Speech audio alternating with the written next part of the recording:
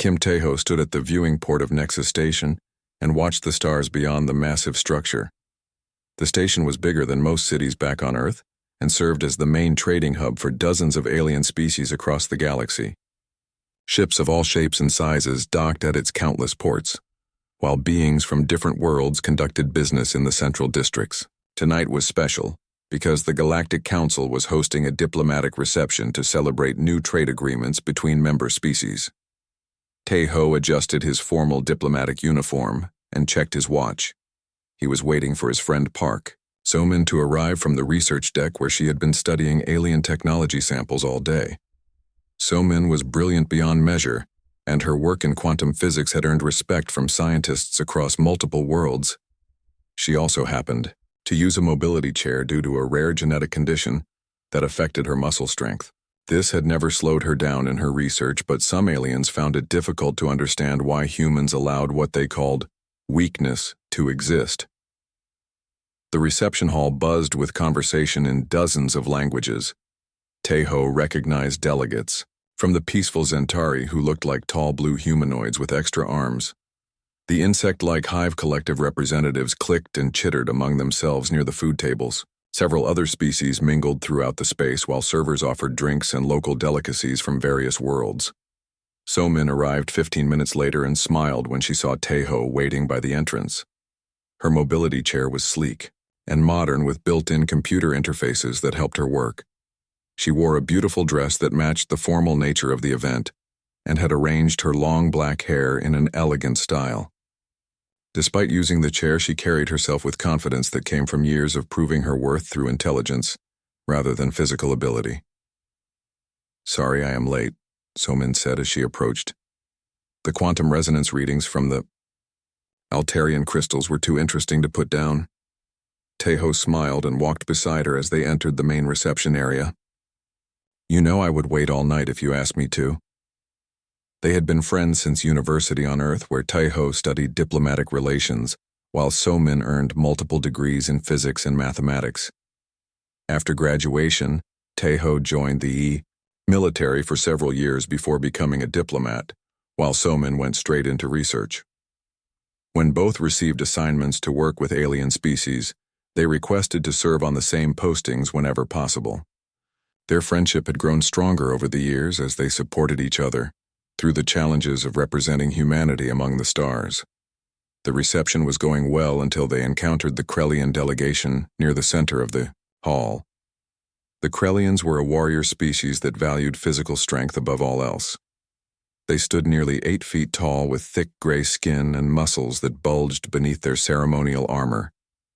Their culture believed that might made right, and they had built their empire through conquest rather than diplomacy.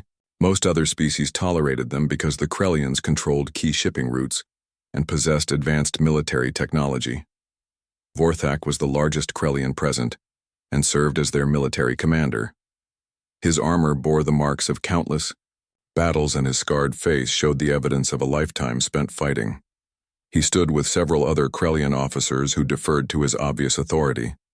When he spoke, his voice was deep and carried the weight of someone accustomed to being obeyed without question. So-min was navigating through the crowd when her chair bumped slightly into Vorthak as she tried to move around a group of delegates who had gathered near a display case. The contact was minimal, and she immediately apologized while trying to back away from the towering alien. Vorthak looked down at her with obvious disgust, and his expression darkened as he realized what had happened. "Watch where you go, defective prey." Vorthak growled loud enough for nearby delegates to hear. Several conversations stopped as aliens turned to see what was happening. "Your broken form offends my sight." So-min felt her face flush with embarrassment, but kept her voice steady. "I apologize for the accident. It was not intentional." Vorthak stepped closer and loomed over her chair while his officers moved to flank him. "Accident implies you have control over your worthless body. I see only defective. Meat that should have been culled long ago." The hall was growing quieter as more beings noticed the confrontation. Tae-ho had been talking with a Zentari delegate across the room, but started moving toward his friend as soon as he saw what was happening. His diplomatic training told him to remain calm, but his military background prepared him for violence, if necessary. Humans are truly a broken species, Vorthak continued while looking around at the gathered crowd. They allow the weak to burden the strong instead of removing them to strengthen the whole.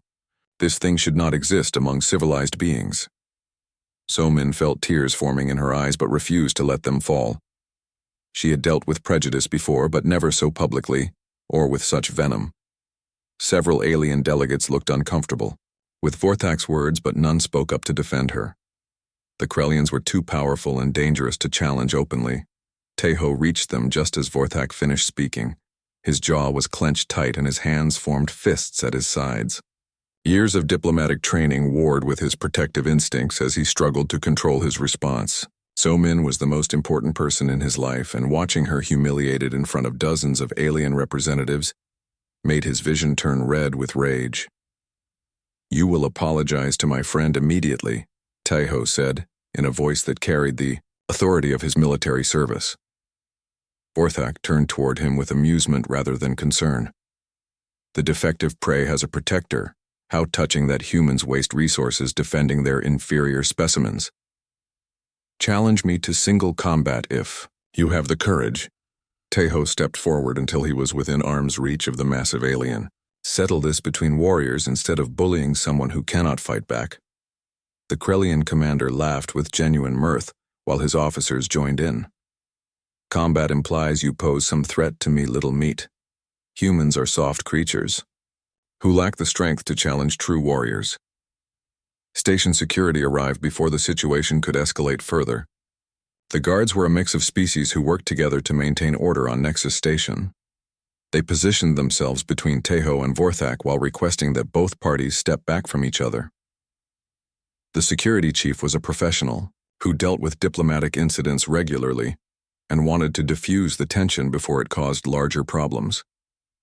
Vorthak smiled coldly at Teho while backing away from the security guards.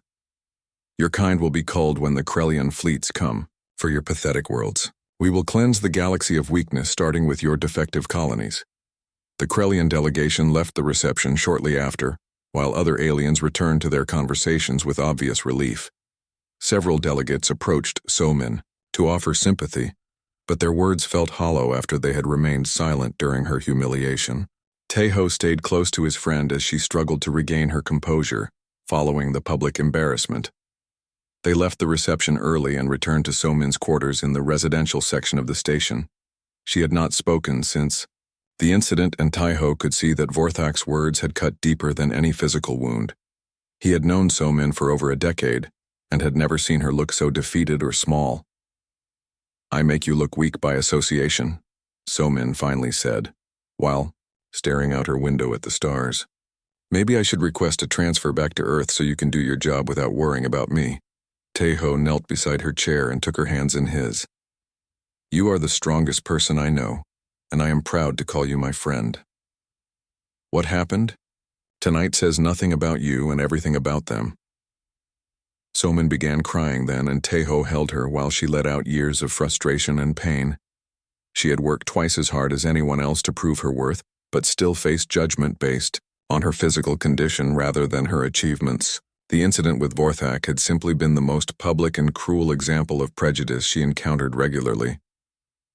That night, Teho sat alone in his quarters and made a promise that would change the course of galactic history. He stared at his reflection in the darkened window and spoke words that seemed to echo in the empty room. No one will ever make you feel small again. 6 months had passed since the incident at Nexus Station, and Kim Teho had vanished from diplomatic circles without explanation. His official records showed that he had requested extended leave for personal reasons, but his colleagues suspected something more serious had happened. Several attempts to contact him through normal channels had failed, and even his closest friends in the diplomatic corps had no idea where he had gone or what he was doing. The truth was far more complicated than anyone suspected. Teho had not abandoned his duties or suffered some kind of breakdown as some people whispered. Instead, he had begun a carefully planned mission that would require him to disappear from civilized society and enter the criminal underworld that existed in the lawless regions between star systems. He had spent months preparing for this transformation, and now operated under the false identity of Li Kangwu while building connections with smugglers, pirates, and other outcasts. His base of operations was a converted cargo hauler called the Broken Arrow that he had purchased using funds transferred through several shell companies. The ship was old and scarred from countless battles, but its systems had been upgraded with military-grade equipment that he had acquired through black market dealers. The crew quarters had been modified to accommodate the team he was slowly assembling. From the dregs of galactic society, Choi Min-seok was the first person Tae-ho recruited for his growing operation. Min-seok had been a decorated officer in the human colonial navy until a court-martial destroyed his career and sent him into exile among the frontier worlds. The charges against him involved insubordination when he refused to abandon a civilian transport that was under attack by pirates. His superior officers wanted him to preserve his warship rather than risk it saving people they considered expendable. Min-seok chose to fight and saved 300 lives, but lost his ship and his commission in the process. Tae-ho found Min-seok working as a mechanic in a scrapyard on Terminus Prime, where he was drinking away his shame and anger. The former naval officer was suspicious when Kang-woo approached him with an offer to join his crew, but desperation and curiosity eventually won out over caution. Min-seok agreed to serve as the ship's pilot and tactical officer without asking too many questions about their ultimate mission. Han Ji-yu joined them 3 weeks later after Tae-ho tracked her down in the data markets of New Shanghai Station. Ji-yu was a cybernetic specialist who had been discharged from military service when experimental implants in her brain caused seizures that made her unreliable during combat operations. The implants gave her incredible abilities to interface with computer systems and hack through security protocols, but the side effects meant she could never serve in a regular unit again. She lived on the margins of society by selling her skills to criminals and rebels who needed someone capable of breaking into secure systems. When Kang-woo offered her steady work and promised that her condition would be an asset rather than a liability, she accepted without hesitation. Her cybernetic implants glowed softly beneath her skin and gave her an otherworldly appearance that matched her unique capabilities. The final member of their core team was Yoon Dong-hyun, who had served as a Marine before becoming a mercenary in the Outer Territories. Dong-hyun suffered from what military doctors called combat stress disorder after watching his entire unit die in an ambush on Kepler-7. The experience left him with nightmares and emotional numbness that made him unsuitable for regular military service despite his exceptional combat skills. He worked as a hired gun for various criminal organizations while struggling with depression and survivor guilt that haunted his daily existence. When Kang-woo offered him purpose beyond simple violence and promised that his trauma would be understood, rather than judged, Dong-hyun agreed to join their crew. His experience with weapons and small unit tactics made him invaluable for the dangerous work they would be undertaking. While Tae-ho was building his team in the shadows, Park So-min continued her research at a remote laboratory facility on the edge of human space. She had requested the isolated posting to focus on her work without the distractions and prejudices she faced at more prominent research stations. The laboratory was small but well-equipped and allowed her to pursue theoretical studies that other scientists considered too abstract or impractical. She had no idea that her friend was systematically studying her genetic condition and the rare mutation that affected her muscle development. Tae-ho had gained access to her medical records through his criminal contacts and was consulting with underground scientists who specialized in human enhancement and genetic modification. What he discovered would have shocked the entire galactic community if they had known about it. So-min's condition was not actually a defect or weakness as alien species assumed. Instead, it represented an evolutionary adaptation that allowed her brain to develop in ways that normal humans could never achieve. The energy that would normally go toward muscle development was redirected to neural pathways that gave her unprecedented ability to process quantum calculations and mathematical relationships. Her mind could perform computations that required massive computer systems for other people to accomplish. The medical establishment had never recognized this because they focused on treating her physical limitations rather than exploring the enhanced cognitive abilities that came with them. So-min herself was unaware of her full potential because she had never been tested under the right conditions or given problems complex enough to reveal what her brain could actually accomplish. Meanwhile, the Krellian Empire was making good on Forthax threats from the reception at Nexus Station. Their fleets had begun what they called demonstration raids against human colonies in the outer territories. 3 settlements had been attacked in the past month with devastating results that left thousands dead and entire communities destroyed. The attacks were brutal and seemed designed to spread terror rather than capture territory or resources. The Galactic Council met in emergency session to discuss the Krellian aggression, but their response was limited to diplomatic protests and economic sanctions that everyone knew would be ineffective.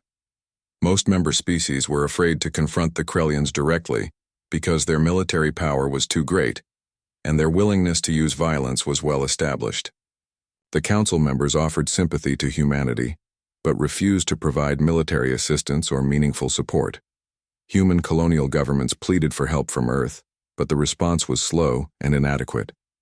The human colonial navy was spread thin across dozens of star systems and lacked the firepower to challenge Krellian battle fleets in direct combat. Defensive preparations were underway, but most experts agreed that humanity could not win a war against the warrior empire if the conflict escalated beyond the current level of raids.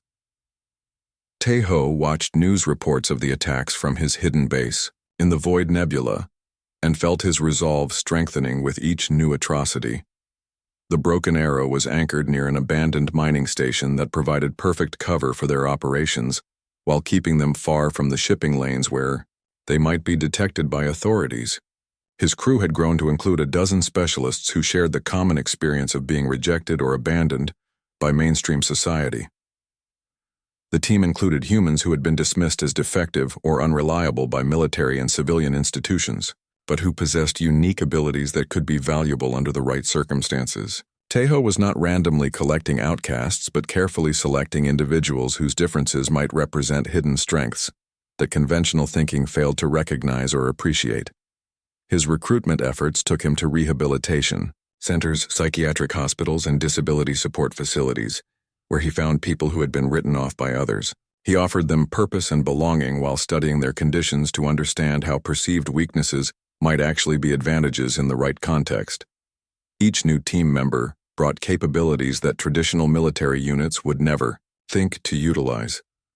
The transformation was not just about building a crew, but about fundamentally changing how he thought about human potential and the nature of strength itself. Watching Somin face prejudice and mockery had opened his eyes to the possibility that society was discarding its most valuable resources because they did not fit conventional expectations about ability and worth. As reports continued to arrive about Krellian attacks on human colonies, Tae-ho began planning the next phase of his mission.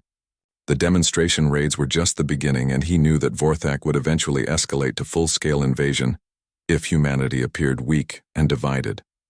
The galaxy expected humans to beg for help or surrender to superior force, but Tae-ho had a different response in mind. He stood on the bridge of the Broken Arrow and looked out at the swirling gases of the nebula while his team worked at their stations around him.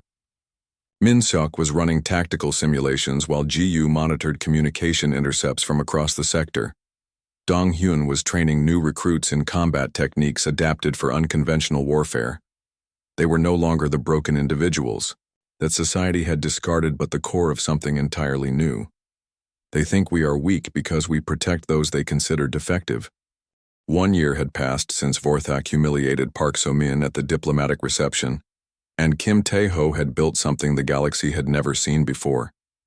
Operating under his false identity as Lee Kang-woo, he had created a shadow network of humans who had been dismissed or mocked by alien societies for their differences. Each person he recruited shared the common experience of being considered defective or broken, while possessing abilities that could change the nature of warfare itself. Lim Soo-jin was one of his most valuable assets despite being labeled a failed pilot by the human colonial navy. She suffered from a seizure disorder that caused episodes during high-stress situations, which made her unsuitable for regular flight duties according to military doctors. What they failed to understand was that her condition allowed her brain to process spatial relationships in ways that normal pilots could never achieve. During her episodes, she could see hyperspace routes and dimensional pathways that were invisible to others. Tae-ho found her working as a cargo hauler on the frontier worlds, where her condition was tolerated because skilled pilots were scarce. When he offered her the chance to use her abilities for something greater than moving freight between backwater colonies, she jumped at the opportunity. Under his guidance, she learned to control her episodes and use them to navigate through hyperspace, routes that others considered impossible or too dangerous to attempt. Park Hyun-woo had been dismissed from Military Engineering Corps because his obsessive disorders made him difficult to work with in team environments. He would spend days perfecting single components while ignoring deadlines and driving his supervisors to distraction with his attention to microscopic details. The military considered him unreliable and transferred him to civilian research, where his conditions were viewed as a hindrance to productivity and collaboration. Tae-ho recruited him from a dead-end job at a manufacturing facility where his talents were being wasted on routine maintenance work. When given the freedom to pursue his obsessions without interference, Hyun-woo proved capable of building weapons and devices with precision that bordered on perfection. His attention to detail allowed him to create technology that performed far beyond normal specifications because every component was crafted with absolute precision. Kim Yun-bi represented the most unusual recruitment in Tae-ho's growing network. She had been diagnosed with autism spectrum disorder and struggled with social interactions that made her unsuitable for command positions despite her exceptional analytical abilities. Military assessors noted her intelligence but concluded that her communication difficulties would prevent her from leading troops or coordinating complex operations effectively. She lived quietly on a research station where she worked as a data analyst studying trade patterns and shipping movements across multiple star systems. Her mind naturally saw connections and patterns that others missed, but her insights were often dismissed because she had difficulty explaining her reasoning in ways that neurotypical people could understand.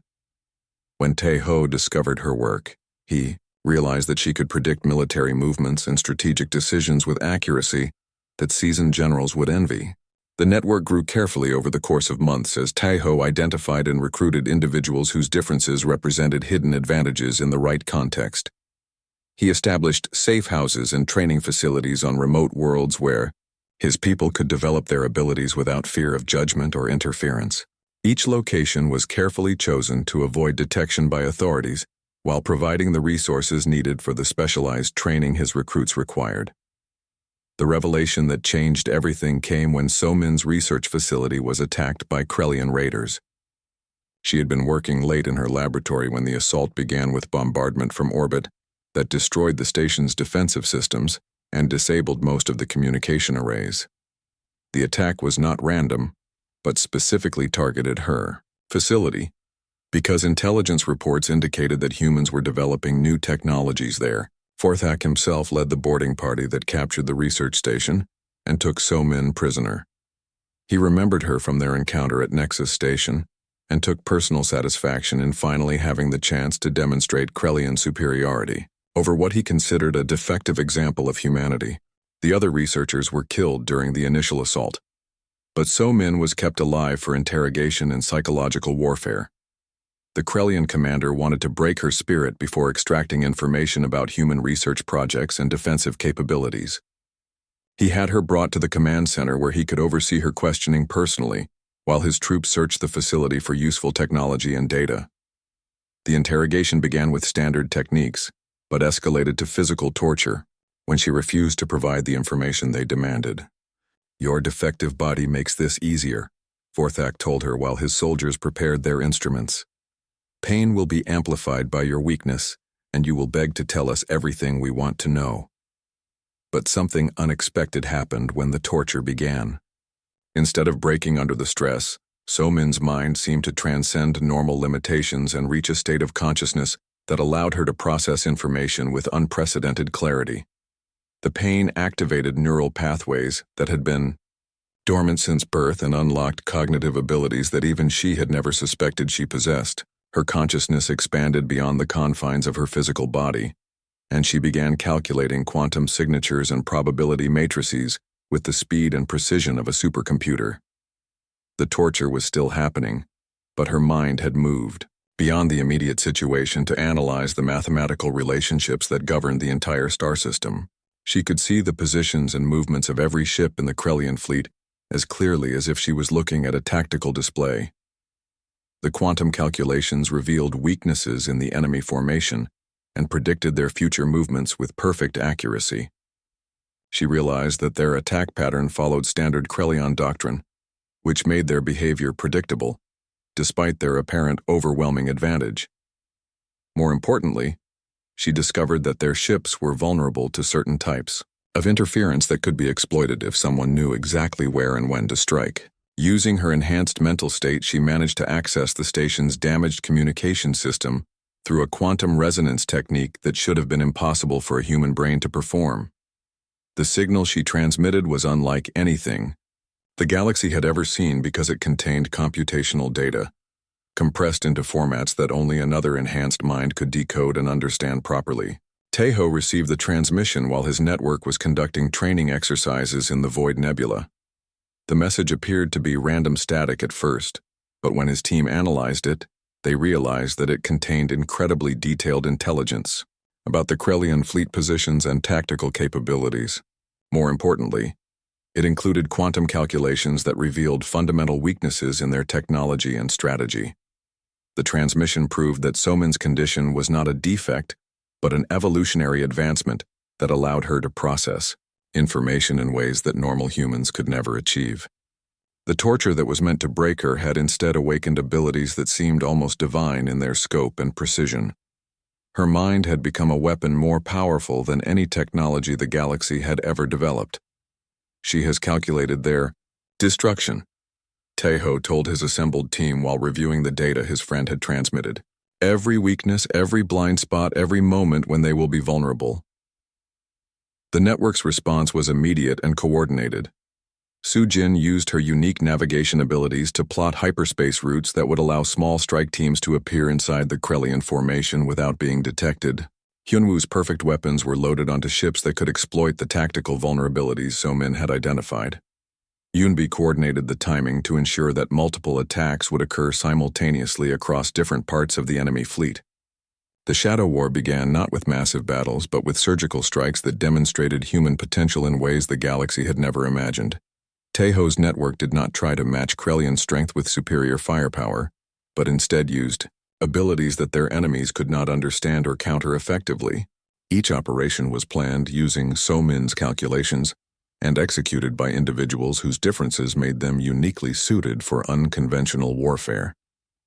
The first attack came when Su-Jin piloted a single fighter through dimensional rifts that allowed her to appear inside the command ship of a Krelion patrol fleet. Her seizure episodes let her navigate through hyperspace in ways that normal pilots considered impossible, while her ship materialized in locations that should have been protected by shields and defensive systems.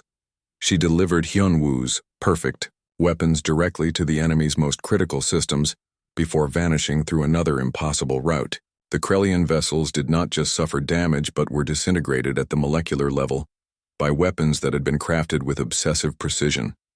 The attack was over in seconds, but the psychological impact lasted much longer, as surviving crews struggled to understand how the Shadow War had escalated beyond anything the galaxy had ever witnessed, as Kim Taeho's network struck simultaneously across 17 star systems with precision that defied conventional understanding of military tactics. The attacks were not random acts of terrorism, but surgical demonstrations of human potential that revealed capabilities no alien species had suspected existed. Each strike was perfectly coordinated using Park So-min's quantum calculations, while executed by individuals whose differences made them uniquely suited for warfare that transcended normal limitations. Lim Su-Jin had become a ghost that haunted Krelian nightmares as she piloted her fighter through dimensional rifts that allowed her to appear inside enemy formations without warning. Her seizure episodes let her navigate hyperspace routes that existed between normal space and parallel dimensions, where the laws of physics operated differently. She would materialize inside command ships and deliver devastating attacks before vanishing through impossible paths that left enemy sensors detecting nothing but empty space.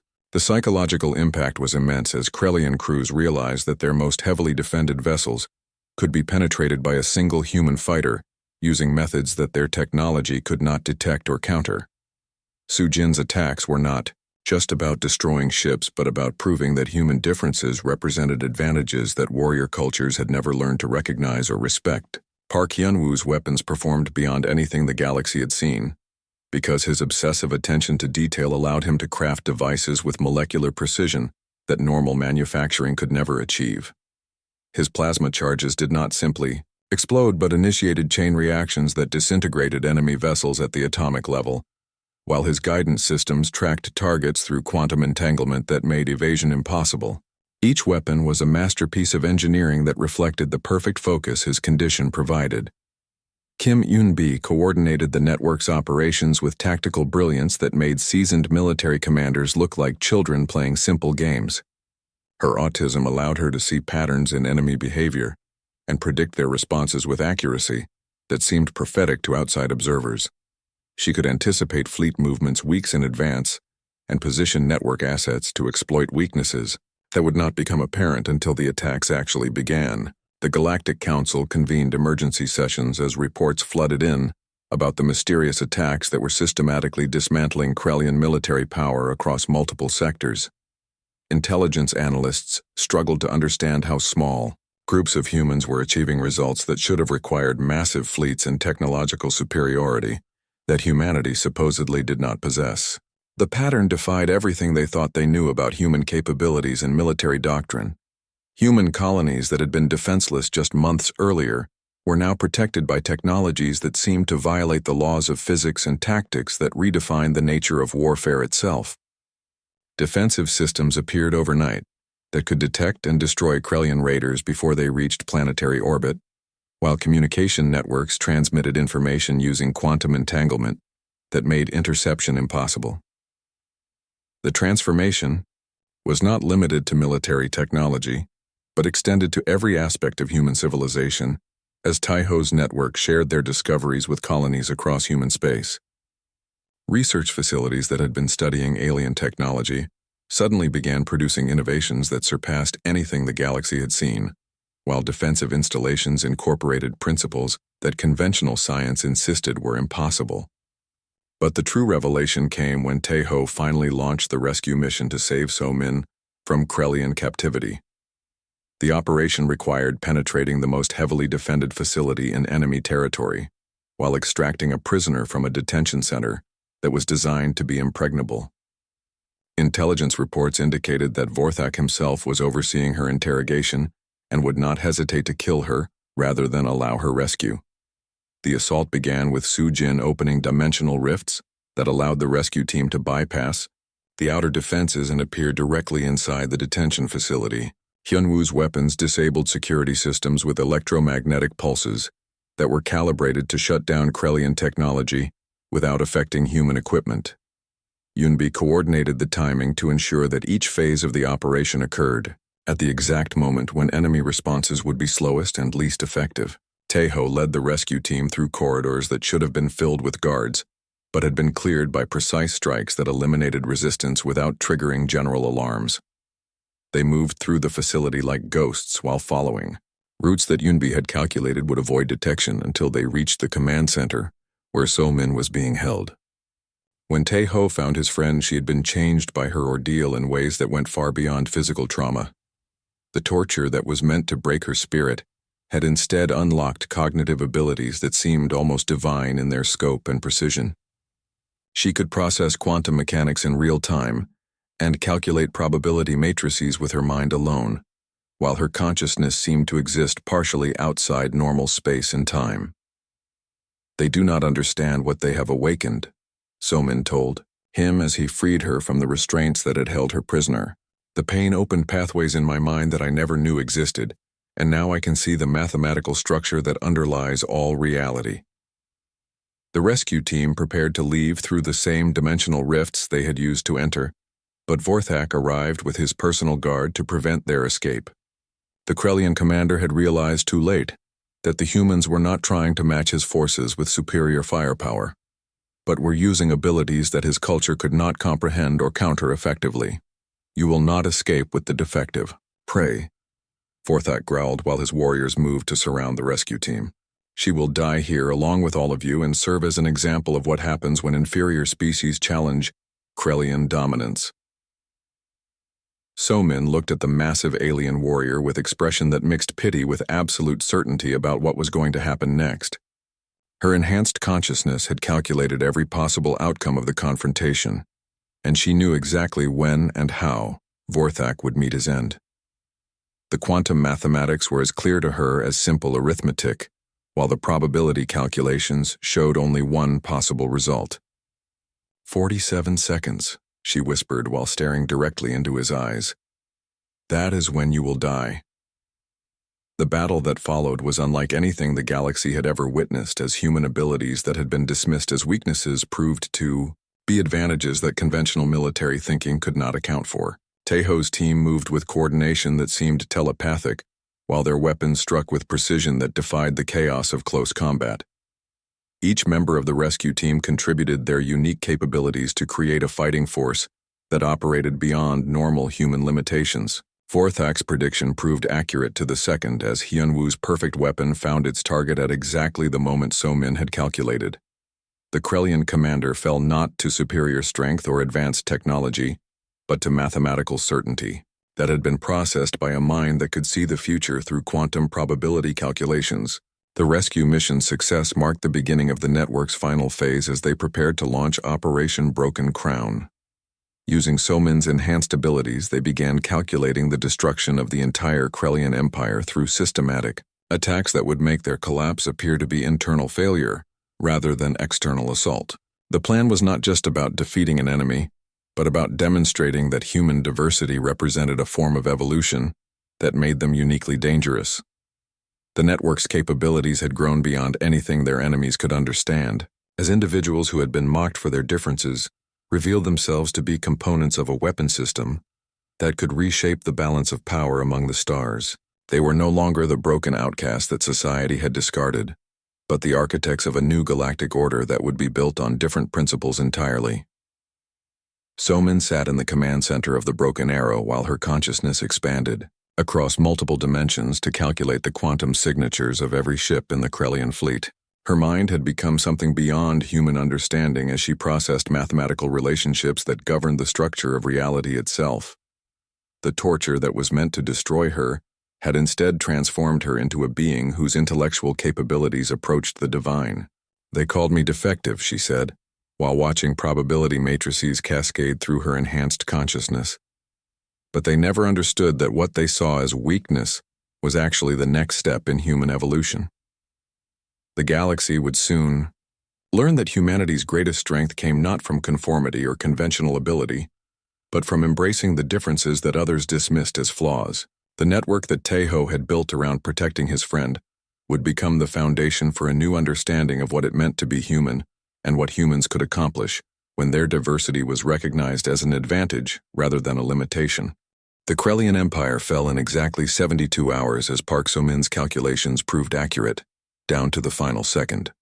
The collapse was not dramatic or violent, but appeared to be systematic internal failure as communication networks shut down, supply lines stopped functioning, and command structures disintegrated without apparent external cause. To outside observers, it looked like the mighty warrior civilization had simply rotted from within due to corruption and incompetence, rather than being destroyed by external enemies. Kim Taeho's network did not celebrate their victory because Operation Broken Crown was just the beginning of a larger transformation that would reshape the entire galaxy. Every species that had ever mocked, dismissed, or marginalized humans suddenly found themselves facing the same surgical precision that had destroyed the greatest military power in known space. The attacks were not random acts of revenge, but carefully calculated demonstrations that revealed the true scope of human capabilities. Trade routes that had operated for centuries began experiencing mysterious failures, as cargo ships disappeared between star systems without sending distress signals or leaving debris fields that could be investigated.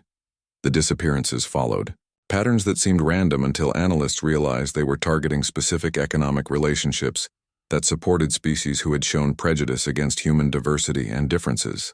Communication networks across multiple sectors suffered cascading failures that left entire civilizations isolated from their colonies and trading partners, while their attempts to restore connectivity were blocked by interference that their technology could not identify or counter. The breakdowns appeared to be equipment malfunctions until engineers discovered that their systems were being attacked by methods that should have been impossible with known technology. The Galactic Council convened emergency sessions as reports flooded in about the systematic collapse of interstellar infrastructure, but their attempts to coordinate responses were hampered by the same mysterious failures that were affecting civilian systems. Their most secure communication channels were compromised while their intelligence networks produced contradictory reports that made unified action impossible to achieve. Lim Soo-jin had expanded her operations beyond military targets to include the commercial shipping that connected alien civilizations across the galaxy. Her ability to navigate through dimensional rifts allowed her to intercept cargo vessels in hyperspace, where they could be destroyed or captured without leaving evidence that could be traced back to human forces. The seizure episodes that had made her unsuitable for regular military service now made her the most dangerous pirate in galactic history. Park Hyun-woo's perfect weapons were being deployed on scales that dwarfed their earlier military applications, as his obsessive attention to detail created devices that could disrupt planetary power grids, communication satellites, and orbital manufacturing facilities with precision that made the attacks appear to be accidents or natural failures. His condition that had been considered a disability now made him capable of crafting tools that could cripple entire star systems. Kim Yoon-bi coordinated attacks across hundreds of worlds simultaneously while her autism allowed her to track millions of variables and predict enemy responses with accuracy that made conventional military planning obsolete. Her difficulty with social interaction had been viewed as a weakness, but now revealed itself as freedom from the emotional biases and cultural assumptions that limited normal strategic thinking. The network had grown to include thousands of humans, whose differences represented hidden advantages that conventional society had failed to recognize or value. Each recruit brought unique capabilities that could be weaponized against enemies who continued to underestimate human potential, while judging individuals based on superficial characteristics rather than actual abilities. Kim Yoo-jin was a young woman with Down syndrome who possessed intuitive understanding of alien languages and cultural patterns that made her invaluable for psychological warfare operations. Her condition that had been seen as intellectual disability actually allowed her to process communication in ways that revealed hidden meanings and cultural vulnerabilities that could be exploited to turn alien species against each other. Lee Jae-sung was a military veteran whose post-traumatic stress disorder had ended his career in regular forces, but made him the perfect early warning system for detecting threats and planning defensive operations. His trauma responses that had been considered weakness now provided heightened awareness and threat assessment capabilities that kept the network safe from enemy countermeasures.